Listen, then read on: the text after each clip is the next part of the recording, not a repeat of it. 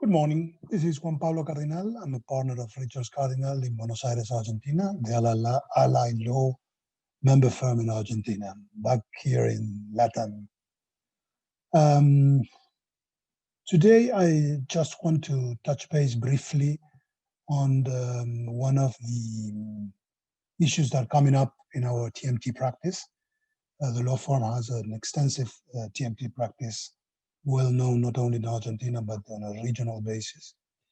And from many years now, as you could understand, privacy laws are starting to be a hot issue, not only for heavy regulations in Argentina and abroad, most notably in Europe, but also because privacy laws started to interconnect with other practices of law in the law firm and in general, and making some interesting evolutions that are to be seen and to be watched as a way to better provide services to our clients. This time I was just willing to talk about the interconnection between privacy laws and employment laws and employment relationships, where we've been seeing across the years that they touch each other in many areas, like what you can ask or not to your employees, what you can't do when they start a job, if you can't perform, I don't know, alcohol test, if you can monitor the emails, or what are the boundaries to that kind of monitoring, what kind of information you can access and retain from your employee, the practices that you are having, which is now under scrutiny. We will see that later. And other areas even more interesting, like geolocalization, video surveillance, face recognition, many areas where the privacy laws and the privacy structures and rationale perhaps are clashing with what employment law and at least countries where employment laws are heavily regulated, like the continental Europe tradition, Argentina being part of that kind of regulations, where you have heavy regulation with severances and unions and these kind of things. So there's interesting clash between the two of them and the rationale between the two of them.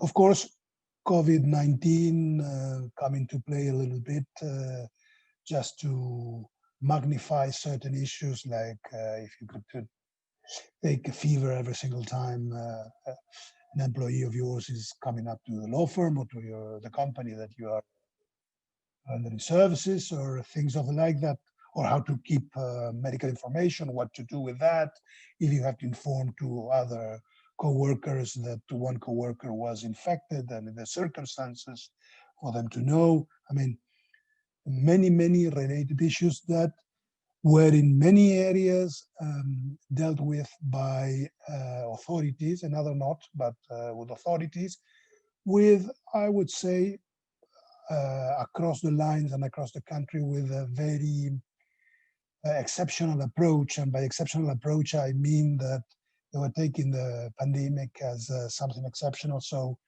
they were losing and became or interpret more restringent all the privacy laws in favor of free flow information and information that could help to prevent or at least control in a bit the pandemic.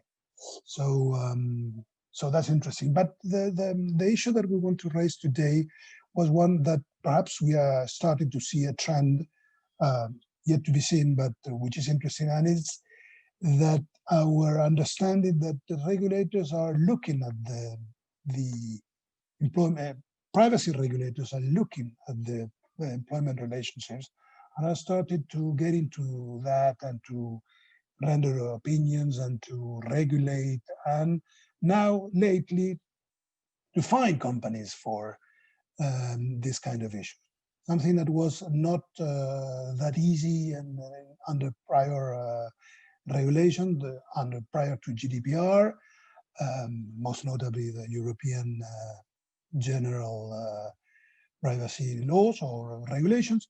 But now we can see that in Europe, at least in many countries, like in England with Barclays, Italy with TMI, and others, of course, putting aside the traditional privacy laws infringers, that put it that way, I don't want to make that a statement, but the ones that are very heavy watch and followed, like Google or these kind of companies that, as they core businesses to transact with data of others, they are more regulated or more followed. But and one of a good example for me is the H&M retail company, I think a Swedish origin, that was fined in Germany this year, a couple of months ago, with a very heavy fine, about 40 million euros, around 40 million euros, for excessive collection of data of their employees. And we don't want to see a trend of that. What we want to raise is the issue that regulators are looking at the employment relationship from the eyes of a privacy.